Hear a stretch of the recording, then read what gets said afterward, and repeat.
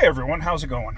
So, with the channel, I've been getting an awful lot of emails and stuff like that from all these different companies that want me to collaborate with them.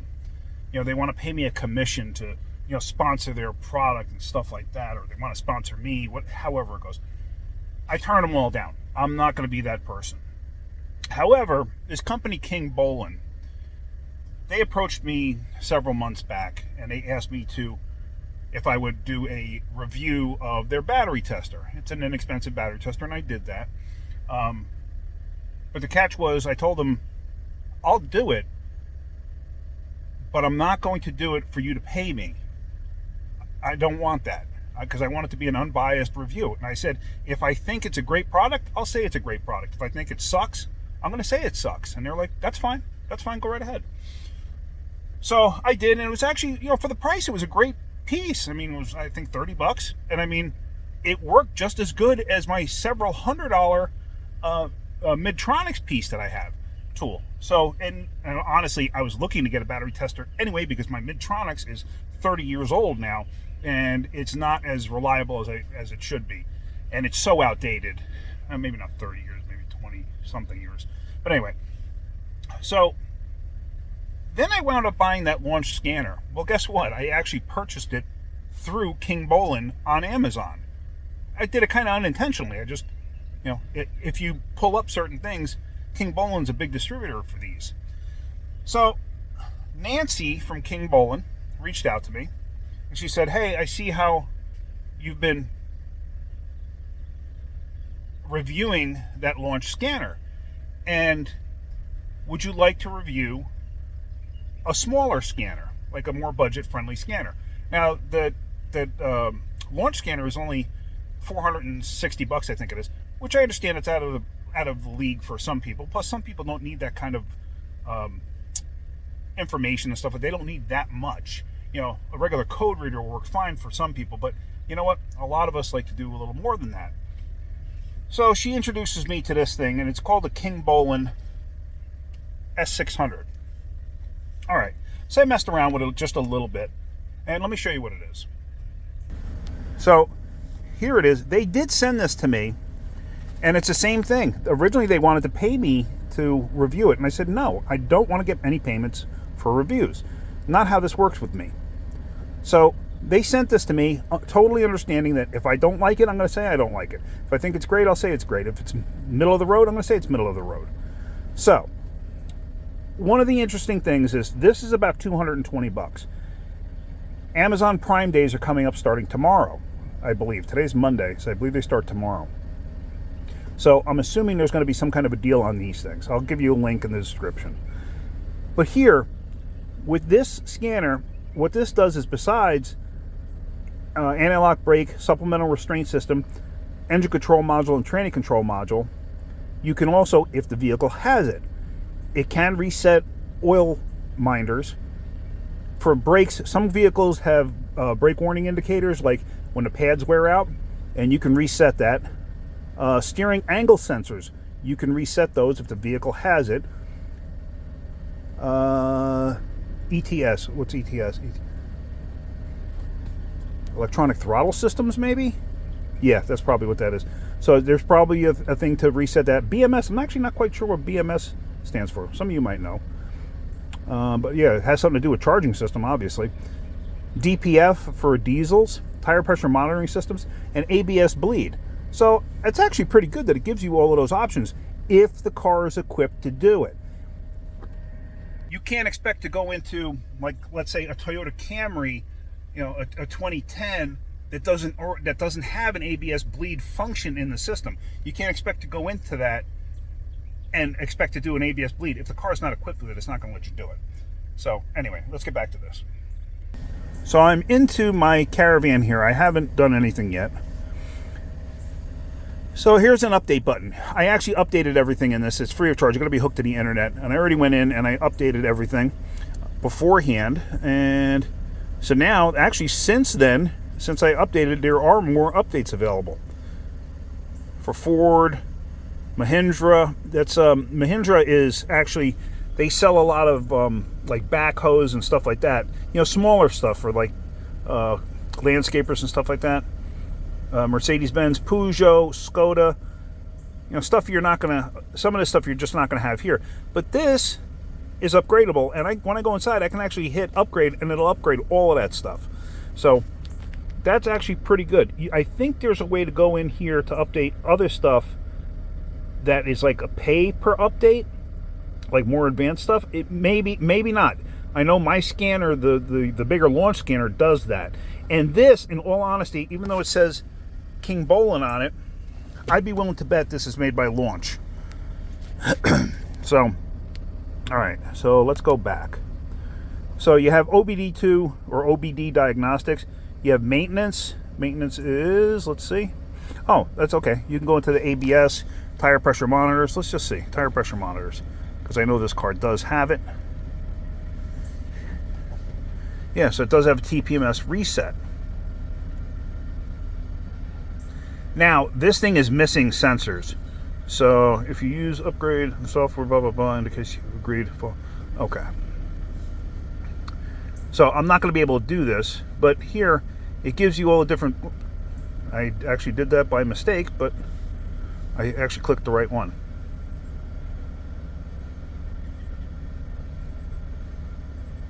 And you can manually select or automatically search. Let's just do an automatic search. I'm not quite sure what's going to happen. There, 2008. It's a Chrysler Town & Country Caravan Voyager 3.8 V6. It's the 4-speed automatic.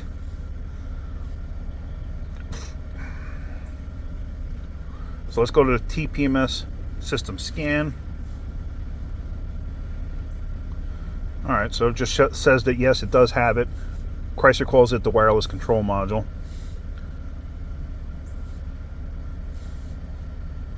Let's do back.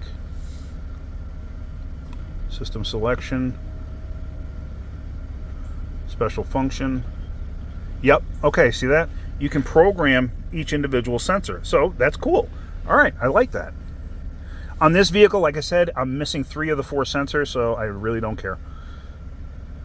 The tire light has been on forever. This thing has an airbag code, which recently happened, and it's a clock spring. So actually, let's, yes. All right, let's see. We got steering angle sensor. Oh, here we go, oil. Now this, Chrysler has 3 times to the floor and it resets. I don't want to make this video too darn long, but I just want to kind of show you the highlights of it.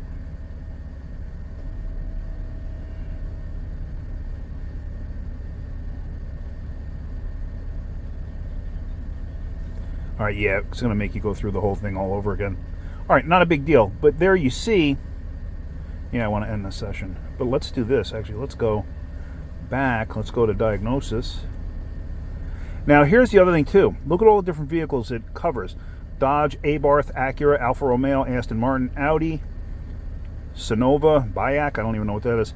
Wang, Bayak, Bentley, BMW, Brilliance, Bugatti, Buick, BYD, Cadillac, Chang'an Ford. That must be a Chinese version. Chery, Chevrolet, Chrysler. So this includes many, many, many vehicles that you're never going to have. But if you're over in Europe, you're over in the Asian countries and stuff like that, yeah. Like Mahindra's over here. Maybach, the chances of me getting a Maybach to work on is kind of rare.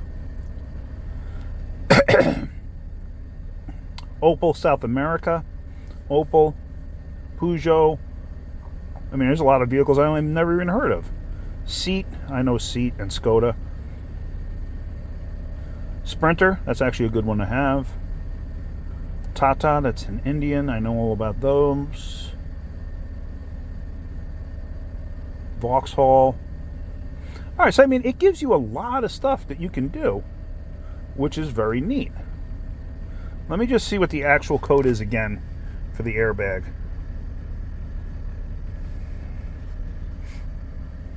One other thing too is when I was talking to Nancy at Kingbolen, I said, hey, do you have, because I've had a lot of people ask me about this. I said, do you have 16-pin connector? Do you have hold on a second. Let's do this. No, let's manually enter it. 2008 Grand Caravan. Okay.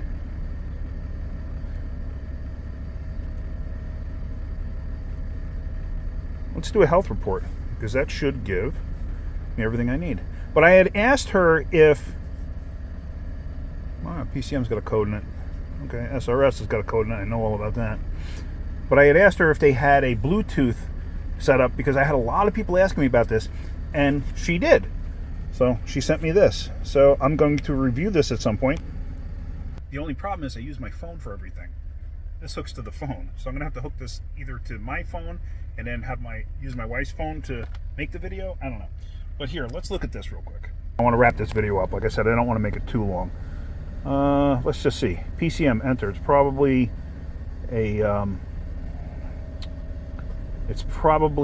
CAT code, because I have a bad O2 sensor downstream, or it's a evap leak, because this thing had the fuel neck ripped out of it at one point, and every once in a while I get codes. P0706. Oh, transmission rain sensors. Rationality. That's a new one. Okay. Well, I'm not going to worry about it, to be totally honest with you. What's environmental data? Okay. That's all it's going to tell me, all right? It's a stored code. Okay. Environmental. What does that say there? Environmental data stream.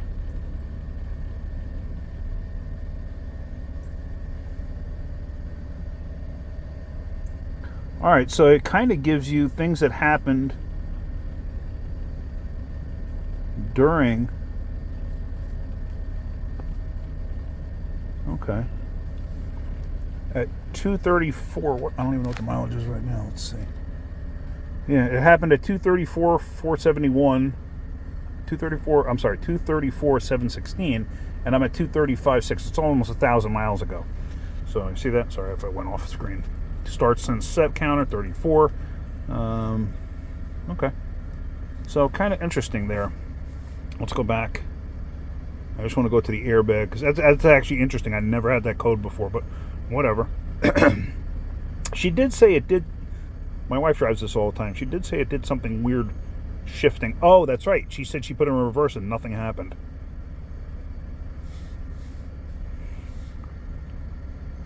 SRS. Read fault code. DTC information. B1B03. Driver's airbag squib circuit open. What does that mean? That is actually the clock spring. That's the mechanism in the steering column that allows the wiring to come up, and then it's got ribbon wire that's coiled up. So it allows you to turn the steering wheel, use cruise control, airbag should still work, or airbag still works, stuff like that. So I'm not overly concerned about it right this second. I know what it is. I got to get a clock spring for it. Over time, clock springs break. This thing's got 235,000 miles on it. It's to be expected. So, anyway, I just thought I'd show you this. I'm going to put a link in the description. I think for the price, this is pretty good. This is pretty good for a home, mechanic or whatever. Oh, the other thing, shoot, I forgot to show you. Let me get to that. Hang on one second. I'm going to bring you the data, just so I want to show you this. Hang on. All right, so what I did here was I went to data for the vehicle. I selected accelerator pedal position, bank 1, no, I didn't mean bank 1 sensor 2.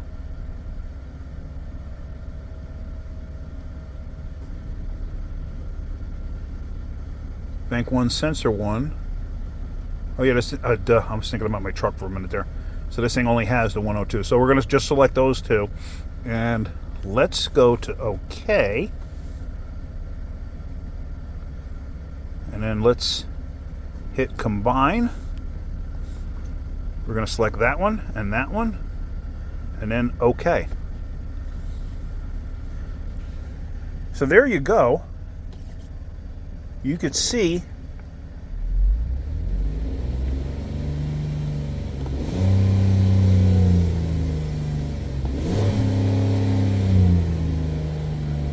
that? You can actually see the throttle You can see the O2 doing what it's supposed to do. So this thing does give.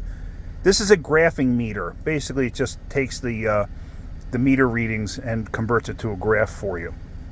So, but that does come in handy, because then, like, see the mustard colored thing? That's the pedal position. So,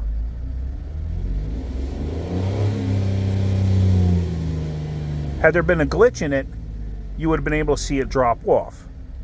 Now, to make it refresh faster or have a faster refresh rate, only have one thing up at a time, and it will refresh itself faster. You can catch glitches that way. So I thought that was pretty darn good, because trying to find something this inexpensive that'll do that, it's not that easy to find something that's a quality piece, so to speak. I can't speak right today. I don't know why. Yeah. So I like it. It's it's not something that I would probably use myself on a daily basis. I would use either my Snap-on or my launch scanner. But this is something good to have in the car for me, in case I got to check somebody's car on the road. If I can go into somebody's house, this is something good to keep. This thing did not come with a nice case like the launch scanner did, though. This kind of came all on its own. So you got to be mindful of that and be careful of that. I wish it came with some kind of a case, but it doesn't. So, all right. I thought I'd show you that. I thought that was pretty interesting. When I do, I'm going to use this. I'm going to try to do other things. I'm going to try to do an ABS bleed with it and stuff like that, so I could show you that.